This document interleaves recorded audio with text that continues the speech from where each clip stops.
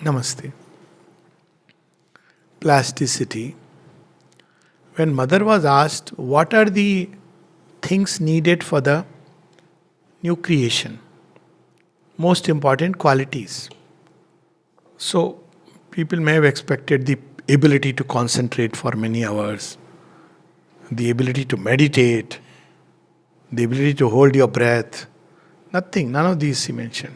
She did not even mention devotion and faith because she's talking of qualities, not the processes. What did she mention? Three things. She said the power of immobility or equanimity. Second, wideness. And the third is plasticity. And very interestingly, she gives an example of things which are its opposite, which prevents you from receiving the new creation. And when the disciple asked, she told passingly, she didn't want to offend anyone, she said passingly, I see that many things which are given so much importance for spiritual life have no importance at all. She just mentioned it. So then somebody asked the mother later on, Mother, for example, say, like we give so much importance in India about ascetic practices, waking up early in the morning, taking a bath, then praying to God, moral ideas about the sanctity of marriage. These two things she mentioned. And such things. From the higher point of view, they are not only no importance, they create a very rigid structure. Just imagine a person. If I don't keep fast on a particular day, if I don't take a bath, if I don't wake up, I have done some great this thing. Plasticity is suppleness, the ability to mold oneself according to the divine will. And divine will doesn't act according to a fixed format. That's why you see Krishna cannot be understood. That's why Sri Aurobindo says he is exiled from Vrindavan. Someone asked why he is exiled from Vrindavan. Even the gopis didn't understand. If you read the Bhagavad, Krishna is dancing with each one. And they are enjoying. You know what did they started thinking? They got into the feeling that they are very beautiful. And pride. See, we are so special. That's why Krishna is dancing with us. It is Krishna's grace and his love that he can come down to any level, come to any level. It's Krishna's grace that, he can become the Premike Vas Parathra Thakyo. He can, be a charioteer. He could have fought the battle single-handed, and yet he consents to be. So, because of that, and if you look at Krishna's exploit, killing his maternal uncle, not considered a very nice thing, Mama, for the sake of dharma, and placing Ugrasen in his place, eloping with Rukmini, asking Parth, Arjuna to elope with his sister, Subhadra, Jarasandh, killing of Jarasandh, Shishupal, his own cousin, apparently siding with Pandavas. None of his exploits were understood by people of his time. And they started calling names to him. Bhurishrava in the battle tells him, corrupter of youth and their morals. That's how they call the liberator from all things. But all these frames, necessary as they are to operate in our ignorance, they are needed. In ignorance, you need some frameworks.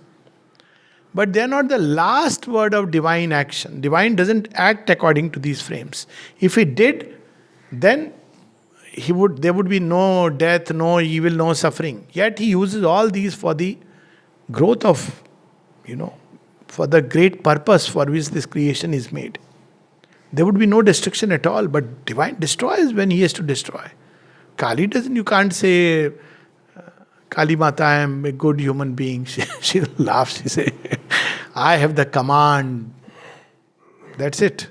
She doesn't act according to your, please have pity on me, see I am a helpless fellow, I have children to feed on. Nothing. That command is command. See, some of the stories of Shiva, you can't understand how he acts. Krishna stories. So, the divine, if our minds are rigid with fixed ideas and opinions, it is an obstacle to the divine will and its expression. Plasticity is described as the ability to adapt to any change of things and to make the progress needed. You progress through anything. For example, there are people who say, oh, if I wish I was in ashram, I would progress. But the person who is plastic, you know what he'll say? I wish I could be, but if I am not, I can make use of these circumstances and progress. He's not rigid that I have to do this to progress. So, this ability of our consciousness to adapt to the different changes, and there are any number of situations, circumstances in life, even here you will find you thought that you will do progress in a certain way, and life throws a challenge. See, people used to face these things. Two examples. One, of course, I think Rishabh Chandji's, I have several times shared this, that he was given the task of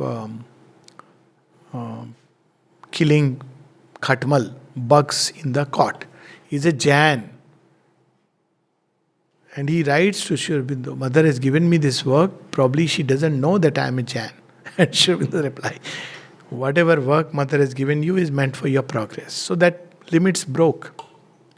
Ravindraji, handling eggs, pakka vegetarian, not supposed to touch eggs. She would give a work which is important to break these formations. Champaklalji, once he was, you see how she brought plasticity in different ways. So Champaklalji used to wear a janev. So one day Mother asked, so, you would like to wear this? He said, no, but I have to, do it. If I don't wear, my parents will feel bad or something. She said, yes, but if you don't wear, they will progress. So he cut it and removed the chanev. Some of the pictures you see earlier, with the chanev, Champaklalji. But if you remove it, another instance, somebody told me, these are formations, nothing else. So someone was carrying a flower vase in the right hand. And the mother asked this person to give a book. What do we normally do? We are not supposed to pick up with the left hand and give. No. So he shifted the hand, put the flower vase into the left hand, picked up the book and gave to Mother. Mother conscious. Why did you do this? Mother, we are not supposed to give a book by the left hand given. Who told you this? And then she said, no. Give me with the left hand. She would break. Now these are small examples. Adapting. When people would complain about the sun, what did she give an answer? She said, make friends with the sun. Initially she would stop the rain when sometime people prayed. Then she said, no, that's not the way. The gods come and complain. Then what is it, Mother? You tell us to stop the rain. Why can't your children be able to bear the rain? He said, okay. So it is there in Monadas, one of the conversation also. It is there in agenda also. So that day the rains came and she said to all the children, your performance was very admirable. Because I had a pact with the rain god and he said, I am going to travel. I said, okay, try today. So this kind of, that's why in ashram context she used to say, when people would want to change the department, she would say, that's not the way. Change yourself. Another place she would say, changing houses will not make you progress. But if you make your consciousness change, then you will have no need to change the houses. So all these are many examples of suppleness. I'll just read a little on this.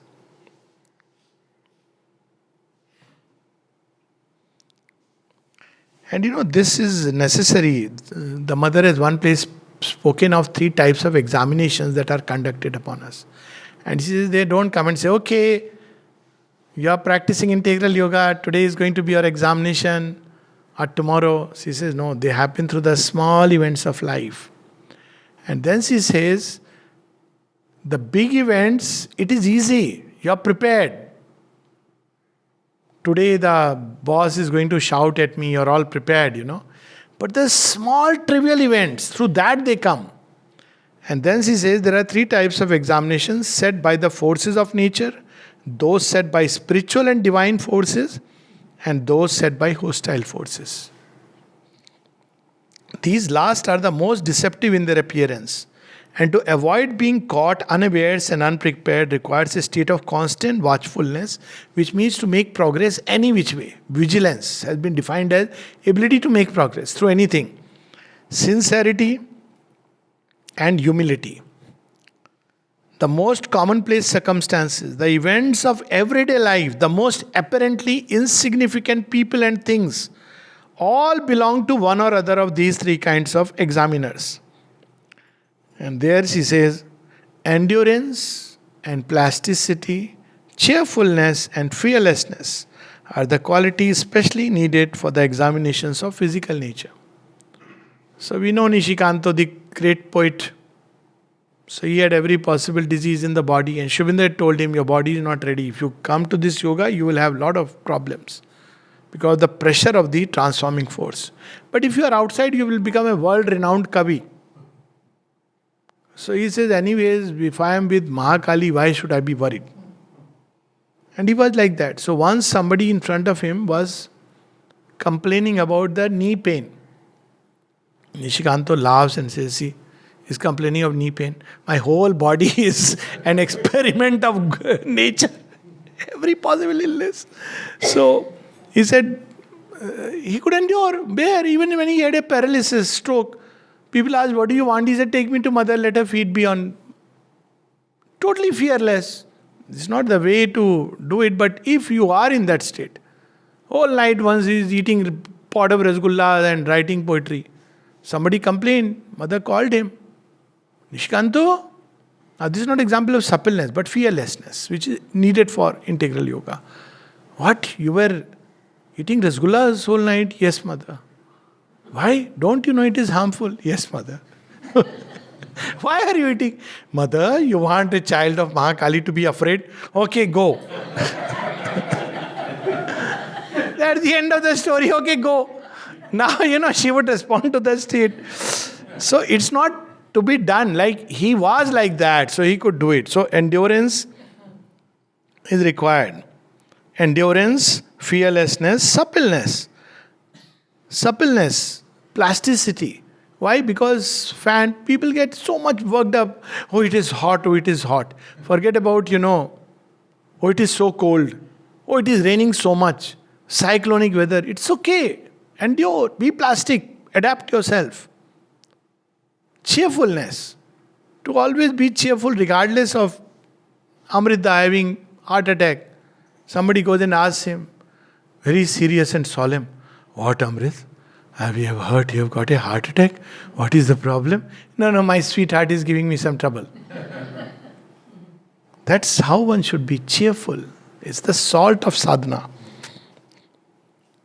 Somebody going through many difficulties says, oh, God has taken my resolve very seriously. He's perfecting it through blows. So this cheerfulness, plasticity are part of that. Then, since we are at it, aspiration, trust, idealism, enthusiasm, and generous self-giving for spiritual examinations. Are you really holding on to the ideal? It could be an ideal of love, it could be the ideal of sacrifice, generosity, it doesn't matter. Hold on to it. So they will come and test till the last minute. Vigilance, sincerity, and humility for the examination from hostile forces. But then she says something very important. To conclude a final piece of advice, never set yourself up as an examiner. Let me see this fellow, whether he is really a so-called budding yogi or not. Let me say something, prick something and see how he responds. So the mother says, never do that. For while it is good to remember constantly that one may be undergoing a very important examination, it is extremely dangerous to imagine that one is responsible for setting examination for others. Extremely dangerous. That is the open door to the most ridiculous and harmful kinds of vanity. It is the supreme wisdom that decides these things and not the ignorant human will. So then she defines some of these. Wideness. Wideness and plasticity go together. So she describes, always take upon yourself all the necessities of progress and resolve them in the ecstasy of unity, then you will be defined. See how she explains wideness. What is narrowness? If I do meditation every day, 2 hours, I'll progress. What is wideness? I'm walking through life and anything I can use to get close to the divine. See how she has defined wideness. Something remarkable. Wideness is not about reading this philosophy, that philosophy, making a mishmash, khichdi, and giving a scholarly lecture. That is not wideness, that is chaos, confusion. If anything, wideness is everything you pick up that divine element. Be it democracy, be it dictatorship, capitalism, communism, everywhere you pick up that. And plasticity is always ready for the progress demanded. And the demand for progress is everywhere, through everything. Anything happens which we don't like, to turn it into an opportunity, to turn that difficulty and challenge into an opportunity for progress, not for shunning, not for cutting off that, no, I don't want this. But to turn it into a means for progress. Plasticity, that which can easily change its form, is plastic. Figuratively, it is suppleness, the capacity to adapt to circumstances or necessities. One can get so attached. Once somebody was telling me, oh, this sadhak, 50 years he has never moved out. So I said, that may be a kind of incapacity. It's not something great. You may not move out, that's okay, to choice. But this does not indicate that you are deeply rooted. It may be because of an incapacity. It may be because you don't feel the need. But if there is a need for her work, that's perfectly fine. That's what she told to someone who said, Mother, I want to be here, I don't want to go elsewhere for the work. She said, that's what everybody wants. So who will do my work? If everyone wants to just be here. So that's plasticity. The capacity to adapt to circumstances or necessities. Simple way of developing is travel. Meet people. Live in their houses. I tell you, you will develop plasticity. None of your routine, your way of life, your outer demands will be met. So you have no choice. And if you are doing it for mother's work, it's an excellent opportunity. Look at Swami Vivekananda, how he could go and just adapt to those circumstances. So these are the... When I ask you to be plastic, I mean not to resist the divine with the rigidity of preconceived ideas and fixed principles. At one place she says, oh, these fixed moral principles. I will eat only this, I will not do this, I'll do only that. She says, I'll wear only this color cloth. What does it matter? Is the divine going to see our cloth and say, oh, he wears always white, he must be a wonderful person? Is he going to be even bothered about it? For all we know, he'll say, what is show and sham? Just walk away. That's what is plasticity. Be before the divine as a child, ready to make the progress needed. Not to have preconceived ideas. But even today, you see, human beings are so much carried away by these ideas. The moment they see a sadhu with this thing and, he's monk from here and there. What does it matter? Its other side is, he has come from America. He may be a truck driver who doesn't understand anything about anything but speaks English, which you can't understand. So what's the big deal? But all these preconceived ideas, oh, look at that fellow, what an uncouth, how he is dressed. He may be realizing his soul within. The illiterate, uncouth farmer may be a realized being. So all these preconceived ideas. Once there was, in US, there was a talk and there was a man, again I wouldn't name, has made a big name in psychological these things. Big name means self-promotion. All the big names come like that. If you quote somebody like that. So he was speaking about psychic being and it was rubbish actually, if you ask me. So after his talk, I asked questions. I said, none of this is true. Somebody, oh, you are questioning me. I said, I have nothing about him or me. It's about the truth that one is representing. You are giving a talk on something which is completely mental. You have no idea about what you are speaking. And yet it is about psychic being.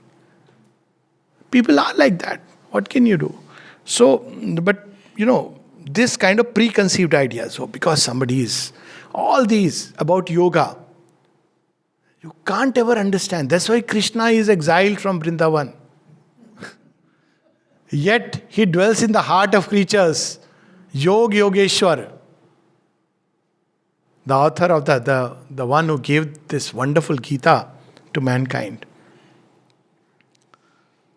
The physical being and physical consciousness must be very plastic to be able to lend themselves to all the necessary changes, so as to be one way one day, another way the next, and so on. Remember Mirabai's bhajan? Karna fakiri fir kya dil lagiri sada magan mein rehna ji. Today you make me sleep on the floor, I am happy. Tomorrow you give me nice cozy bed, I am happy. Kaho to motiyan maang jadawa, kaho chitkara kesh. If I have garland of pearls, I'll put it in my moti. My lover has given me, why not? But if tomorrow there is nothing to braid my hairs, I'll let it flow. This is plasticity. And such people find the divine. Supramental plasticity is an attribute of finally transformed matter.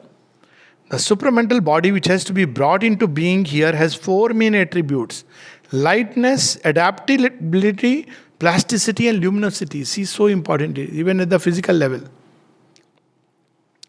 Supramental plasticity will enable it to stand the attack of every hostile force which strives to pierce it.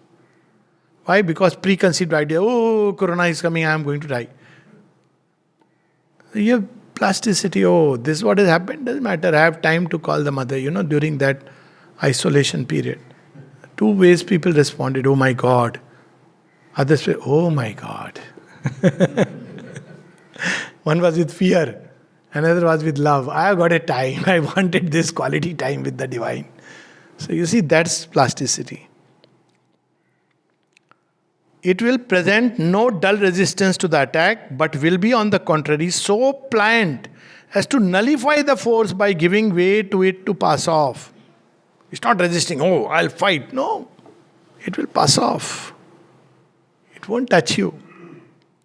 Thus, it will suffer no harmful consequences, and the most deadly attacks will leave it unscathed. Then she describes mental plasticity as indispensable for true knowledge. Not to be stuck even in a book or a scripture. That's what the Gita says, Shabda Brahmati Vartate, and Sri Aurobindo speaks of that. Books are excellent, helpful to make us grow. But ultimately you have to realize these things within your own soul. So to go beyond all scriptures written and spoken, not like by discarding them, but taking them as Amrit and then going to the one from where the Amrit has come. So, mental plasticity. Otherwise, we have systems of knowledge, Dvaitavad. So I'll see everything with Dvaitavad. Somebody asked me once, is Sri Aurobindo's yoga Dvaitvad, Advaitvad, Visishta Dvaitvad? I said, ho gaya. Aur do char vaad bol do. So he said, what do you mean? I said, he's beyond all Vad Vivad. How can you tie something like yoga into these terms? Yoga is infinity. It opens you to infinite. By the very fact that one practices yoga, you cannot tie him to any system of philosophy or all the systems. You will see them all as each one as an incomplete expression of some deep, profound truth. But the truth is wider than all these expressions. The moment you tie it, it's Advaita. I am a practitioner of Advaita. See, that's what Sri Ramakrishna had to one day, He was asked to even remove the image of Kali. He said, this I cannot do. He said, you won't get ultimate liberation till you do that. Ultimate knowledge which comes through that. And then she says, energy of a plastic mind, these are all flowers, does not draw back from any effort to progress. So plastic mind doesn't say, oh, Sri Aurobindo is very difficult. It says, I'll read till ultimately something of it seeps into my thick, dense skull and brings beauty and light. Physical plasticity, one of the important conditions for transformation. So that's why she says, every time you meet a hardship, Take it as a grace. And indeed, it will turn out to be so. All these hardships come to give us training in faith, endurance, plasticity, cheerfulness, surrender. How else can the consciousness be trained? If the divine way just to make our life comfortable, that means he has abandoned the plan of progress in us. He doesn't want us to make us suffer, that's true. But suffering is the attitude we take. He doesn't come. If he creates difficult outer conditions, he's not trying to tell us, look here, unless you suffer. No, no, no. He is saying that, my child, this is the challenge. Come, I'll hold your hand and make you leap through it. But instead we start complaining, grumbling, close to the divine grace and say, oh, why did you do this? Then it's our attitude that makes us suffer. Divine doesn't want us to make us suffer. So all these difficult conditions are only to help us make the needed progress.